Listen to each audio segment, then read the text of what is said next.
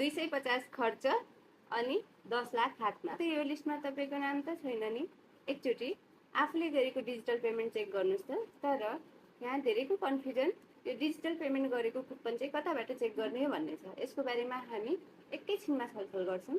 त्योभन्दा अगाडि आउनुस् बुझौं यो 10 लाखको कुरा कताबाट आयो।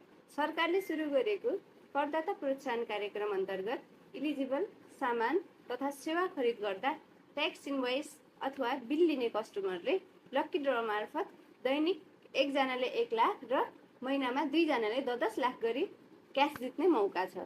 अनि यहाँ आएको डिजिटल पेमेन्टको इन्ट्रेस्टिङ पार्ट चाहिँ तपाईले डिजिटल पेमेन्ट गर्नुभयो र सो पेमेन्टको बिल अथवा इन्भोइस लिनुभयो भने तपाईले आईआरडी को साइटमा गएर छुट्टै दर्ता गरेर राख्नु पर्दैन। सो त तपाईको करदाता प्रोत्साहन कार्यक्रम अन्तर्गत रजिस्टर हुन्छ।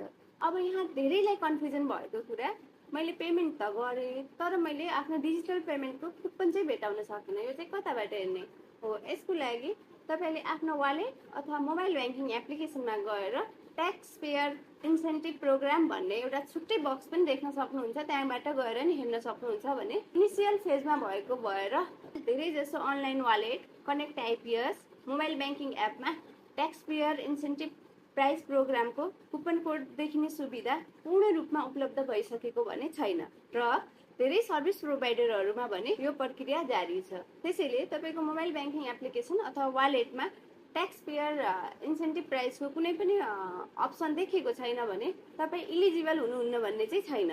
तर तपाईले डिजिटल ट्रान्ज्याक्सन गर्नुभयो भन्दैमा बिल लिन चाहिँ नछुटाउनुस्।